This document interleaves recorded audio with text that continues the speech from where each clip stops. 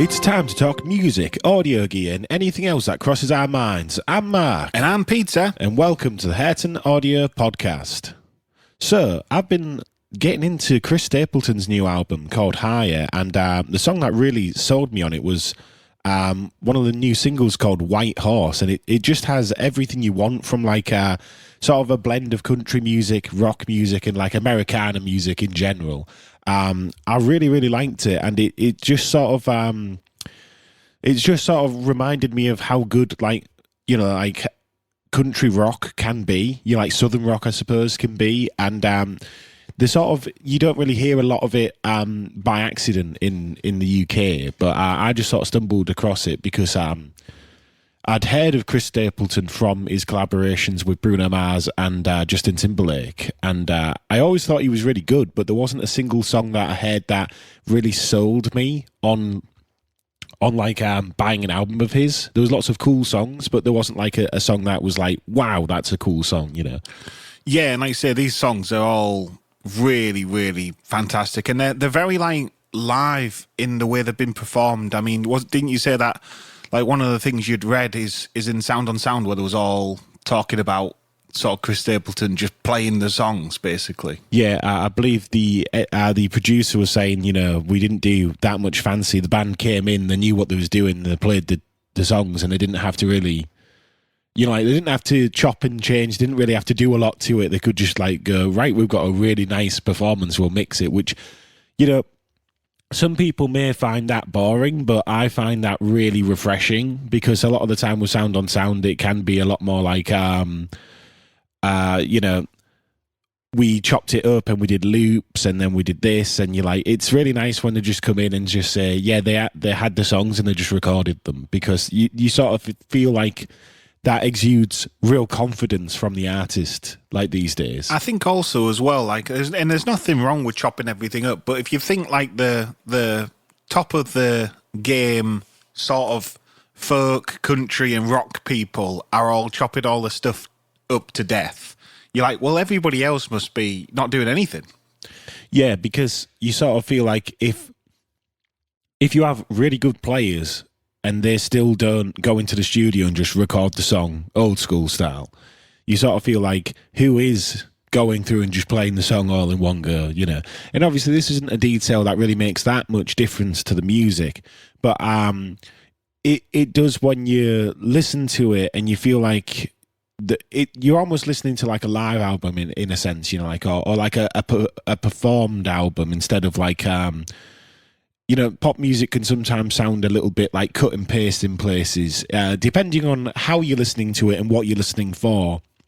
Whereas, you know, people like, particularly like on Sound on Sound, or you'll hear like in interviews, people talking about how, you know, the engineer wouldn't let them record the chorus more than once because they already had it. And it's this type of terminology that you hear a lot, you know, like flying it in and stuff like that. So I think it's nice for a band to be able to go into like a professional studio, particularly when we're talking about on like a top level, because I think a lot of artists seem to get messed about a lot more the bigger they are. It seems to be when you read like interviews and stuff, or particularly on the way up, and then once they're established, they can then say, I want to do it like this, and people will then listen to them. But on the way up, they just have to sort of be like a punching bag for every engineer who's like, you're nobody, I know what I'm doing. Do you know what I mean? Like, that seems to be what the common consensus that you see on like a lot of artists who sort of break out and do what they want after like 2 or 3 albums on major labels. It does make you wonder if like Bruno Mars tried to do what he's done with like Silk Sonic and some of his more recent projects. If he tried to do that on his debut, he would probably just had the door slammed in his face. Yeah, and they never seem to do those types of records as they come out. They always seem to have far safer records with contemporary production that's very in line with the charts and where pop is on that year. They don't seem to go out on a limb and say, I'm doing this genre, this sort of style, and really committing all into it. You know, they seem to like dumb it down on their debut albums, which is why I've never been that big on debut albums full stop, because I always feel like debut albums, some people like it's the purest expression of the band, but sometimes I always think it's them at like they're like most limited and least experienced. It's sort of, there's two schools of thought, I think, when it comes to the debut album thing. Some people like it because there's a raw energy to it. Like there's an inexperience that leads to like a more of a primal sound and like a desperation, if you know what I mean, in terms of the songwriting, because you can only work with the tools you have. I mean, if you take a band like Arctic Monkeys, for example, I think people like their early stuff because of how exciting it feels, because they're just playing like the first thing, or like they're just playing the first songs they're sort of written. Whereas on AM, it's completely different because they're trying to do something. Even though people love AM and like say the new albums as well, they're specifically honing in on a thing. I think a lot of people on their debut albums don't really have the experience to hone into something. It's more, this is what we can do with these instruments and these people, so let's just do it. But I do agree that I think that in itself is a limiting factor. If you're talking about just songwriting, I think it's hard to argue, say, in terms of craftsmanship, that songs on AM would be worse than songs on the debut album. Yeah. And I think that across a lot of artists, because, you know, there's an excitement that can happen in like that debut sphere. But I think it's also like people naturally have to be younger when they make the debut album. Yeah, well, yeah, I suppose by the fact they have to make it first, don't they? So they are in fact younger and less experienced. But you know, like I do think that there's a real charm to really experienced artists making albums when they get to really hone it in, and you know, they're trying to do something specific, but they have all that experience to call on. I just feel like you get more interesting albums where they take chances in different ways. Yeah. And, you know, I've listened to a few Chris Stapleton songs and they all sound like, you know, this album, they don't exactly sound that different. But I think for me, what I really like with the way this album sounds is it doesn't really have any of the trappings of like, well, you're a country artist, but we've got to make this poppy. It just sounds like just the band doing like country and southern rock music. As you say, southern rock really does come through on this album, I feel like. You know? And I don't know how often, I mean, they do say like, it's like Foo Fighters said, didn't they, like country's the new rock. Yeah. Because a lot of the country music has naturally got more heavy and a lot more of the rock elements, but country as a genre tends to be quite, on average, left alone, because, you know, it's like folk music. You can't just start putting certain levels of advanced production in folk songs. And if we talk about, say, a band who's tried that in the past, like Zach Brown, we talk about a song like God Given, where they've gone for like a hip-hop infused country song, and they've got trap hats and they've got all these like things sort of buried into the production, and they've got like I want to say like with God Given, they've got like looped guitars and things like that to give it that sort of like hip-hop feel. Yeah. Where they played like a guitar riff and then like they've looped it. It definitely could be, because it's very consistent. Or at least they've played it in a manner that it feels more like that. But it's very interesting because that's a great album, Is the Owl by Zach Brown. But I know that a lot of his fans didn't like it. I really liked it, but a lot of his fans didn't like it because they thought it was too big of a departure for sort of like a country sound to be doing all these different like pop genres and contemporary genres and mashing all the production together. And it was really interesting though. But I do think like hip hop and country seems to be done a lot together. Like there's lots of like examples I can think of where they've tried to do that, but I do think it's a really hard sell. It tends to be on the hip-hop side that people do it. The country side is what you're going to say, is that it's hard to be a country artist and say, yo, we've got like an EDM drop in this, because then all the country fans are like, I don't know about that. Whereas artists like, say, I mean, Avicii comes to mind, Pitbull comes to mind, because Pitbull has done a lot of stuff with country artists recently, and I think he has done in general, but just recently he's had songs with Zach Brown, songs with Blake Shelton. And it's just really odd. Like, I don't really know what Pitbull's game is, but all I know is, you know, I respect Pitbull for not stopping, where a lot of people around the time Pitbull was popular have sort of like called it a day and stuff. Pitbull has just been relentless from what I've seen. You know, I don't actively follow him, but he's always got something out. Whenever I see his name, I'm like, he's back again. But yeah, so there's lots of like infusion stuff with country and pop music, and obviously country's having a bit of a renaissance, and that's not a Beyonce joke, by the way. That's just it could have been. I think that you discredited yourself there. But like I say, there's a lot of like there's a lot of eyes on it at the moment, and there's a lot of people talking about it. And I do think like even in England, you're sort of hearing a lot of people doing that sound, and you know they're trying to brand certain people like Noah Khan as like alternative folk, even though it's very hard to say where folk and country on the Venn diagram change over, because they are just acoustic rooted sort of like traditional genres. But there's a big push for it at the moment, I've noticed. I think it's because everybody wants their Mumford bands again. No, it's not. But they do, though, really. I think Stompin' Holler died faster than it could live.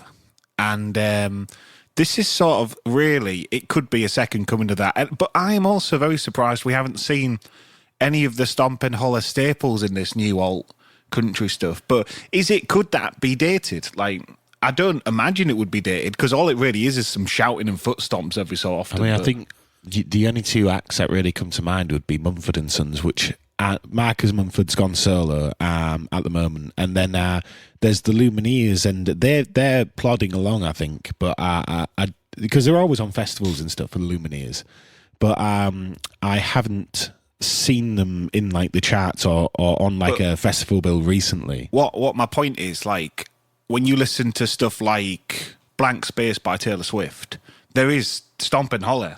Oh, yeah.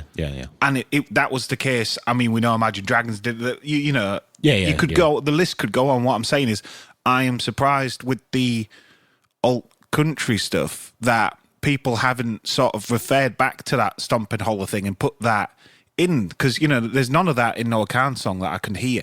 And there's none of that in any of this other alt country.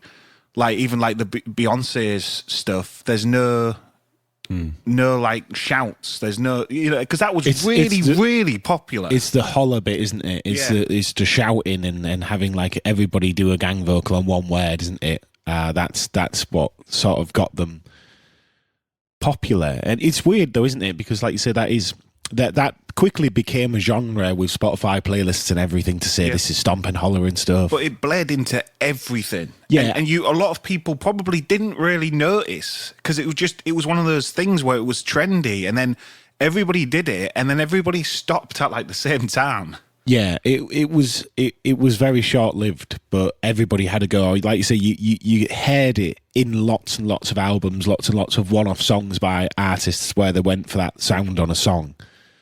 Or they did one single with that type of sound. The other thing with White Horse, right, because I'm listening to it now through the album on Spotify, is it got a real nice sort of build-up. It's got a really nice guitar solo. It feels very like cinematic and rock-like, and it's just really refreshing, because you see a lot of the time that when you see, say, Chris Stapleton on an award show, he's like ripping it up on his guitar, you know. They're all is really energetic, and then a lot of the time, like a lot of Chris Stapleton's singles and music videos, there was ballads, and that's what I was struggling. I was like, I see Chris Stapleton, he's always doing these like really energetic riff-based performances, like on Bruno Mars' track, I'm going to forget what it's called now, with Ed Sheeran and Chris Stapleton. It is an Ed Sheeran track, though. Ed Sheeran, sorry, but Bruno Mars is on it other way around. Yeah, he is. So Ed Sheeran, on the 6th collaboration project, Ed Sheeran's got a song with Bruno Mars and Chris Stapleton, and that was really good, and it was called Blur. Really, and then Chris Stapleton sort of singing at this really high range. He's playing the riff, you know, and all that, and you're like, yes, I want to hear more of that. And then you go to his albums, and a lot of the songs that I heard was ballads. And you know, it's one of those things. White Horse was exactly what I wanted to hear from Chris Stapleton. Singing in that top range with a big sort of like rock riff and stuff. And I just think that really suits him, but it also, that's what I was hoping he would do. So it was like nice, because sometimes you sort of like an artist, but you don't have any songs that you like hit the nail on the head for what you're after. Even you just want to like an artist because Yeah. you respect them from what you've seen of them, and then you go to listen to them and you're like, it's not clicking with me, but I want to like this, but it's not like, it's not even that you don't like it. It's just there's nothing pulling you in like to be like, well, this is like my jam.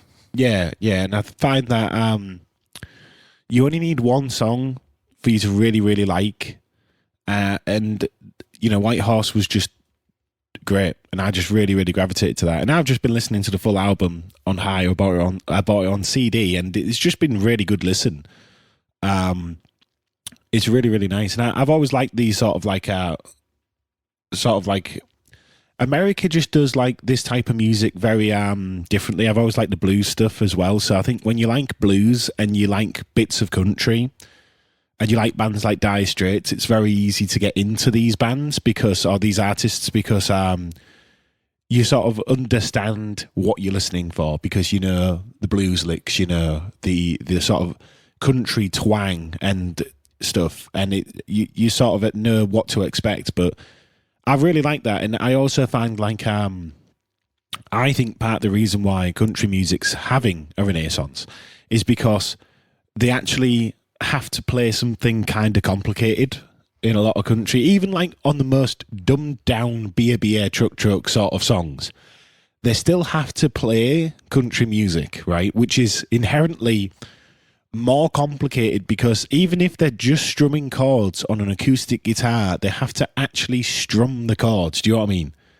Which has 6 strings, for the most part. So I think when you compare it to like say Slap House or something, where it's a monophonic bass and a kick drum, it is more complicated, as silly as it sounds, for them to just play 4 chords on an acoustic guitar and have like a live drummer in. Yes, because even though they do so much stuff with Slap House, like you say, it's the defining parameters of the genre. And with Slap House, it is the kick and that bass, really. Yeah. Maybe some of the like house piano stuff to go in with that. But really, I would say the Slap House part, when you think about songs like, I mean, I'm sure Tiesto's The Business of Slap House. It has to be, right? Yeah. I feel like that song's almost the blueprint that a lot of people... That was like the first song that charted, that really... Not necessarily the first one, but that maybe is one of the songs that I would argue has popularised it because the song was everywhere.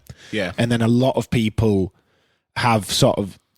Not copied, but a lot of people have sort of like done that exact sort of drop. Do you know what I mean? Like over and over again. And then Tiesto did The Business straight after. So not The Business. He did The Motto. The Motto is definitely Slap House. If the Business after, isn't... So, yeah, and there's a lot of other people doing it as well. You know, it's very popular, but... I think, like you say, that the defining parameters of country, it has to have these guitar or banjo or whatever parts, these strings. And a lot of them are finger-picked. Like, and that... In terms of like music production, the only thing even similar to like finger picking really is like an arpeggiator. Yeah. So it's sort of you know, builds up that complexity straight away because, you know, I mean, that's what always made Mumford & Sons sound so ridiculous is because the banjo would just be going off on one. Yeah. And it's adding so much, sort of as Jack Antonoff was saying on tape notes, like it's adding so much chordal information and key-based information. It's sort of, you have to really, really think about what you're writing because you can't just have something going off on one, playing like Ollie 16th notes or something, without really having the information in the song to back it up. So it has to be really, really well thought out, is all I'm saying. Yeah. Like. So I feel like because music is very, very simple, particularly when we're talking about chart music is...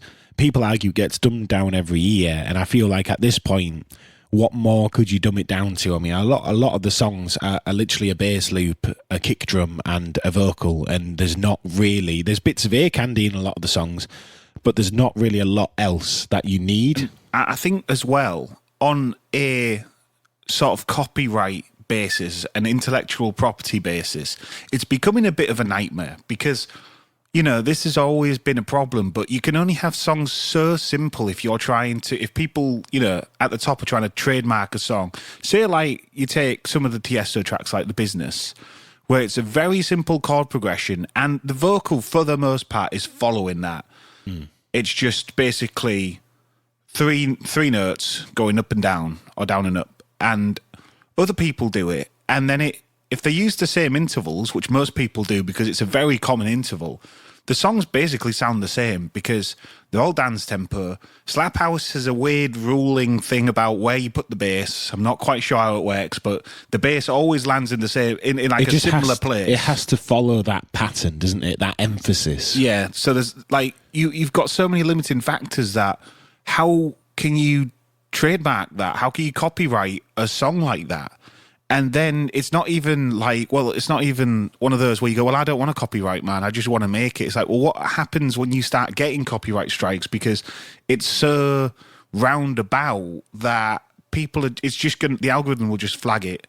And I mean, it's just tough, isn't it? Like, I feel like really at this point, the copyright for music needs to be just redone because you know. Do you think it needs to mainly be a mechanical copyright more so than a melodic and like music theory copyright? But if you think about it, back in the day when they invented mechanicals, everything was primarily played by people in different rooms and different studios where they could barely tune their instruments up in comparison to now. Now, all you have to have is somebody do the same thing, like the same progression, is all pitch perfect. So if it's using analysis like bass software where it's saying this is the note, it will flag it because it's the same notes. It's not like 100, it's not like 438 hertz to 442 hertz. Every single thing is 440 hertz. I think also like what you're getting at, Peter, is if you've got two people using Massive or like Serum or something, and they're using, say, preset 4 bass patch or whatever, and they're playing it on their computer, it's theoretically identical sounding. Whereas if you have two guitarists playing the same chords on different resonators in different studios with different mic techniques and different preamps, every single thing about that information, even if the chords are exactly the same, all the information is completely different in terms of the acoustical properties, the instrument properties, the player's dynamics and everything. So it becomes one of those things. But also, it wasn't as bad because people would just sing and they'd say that's as close as we can get. Now, everything is snapped to a grid. So what I'm saying is, like, music used to be, yeah, we'll try and get it as accurately as possible, but they often couldn't get it that accurate. And even if they did have it accurate, there would be a lot of, you know, different factors like vibrato and stuff. I'm not saying that people don't use vibrato anymore, but a lot of songs are just hard auto-tuned. So what I'm saying is, when the tempos are all perfect and the pitches are all perfect and the songs are all simple, it becomes a bit of a nightmare in terms of data ownership. Yeah, I agree with you there. It's a complicated, nuanced point, but it is a point. And that is what I was trying to say, really, with why I think country music is having a big moment in America, but also everywhere. Like, you know, there's a lot of country songs coming into the charts in the UK.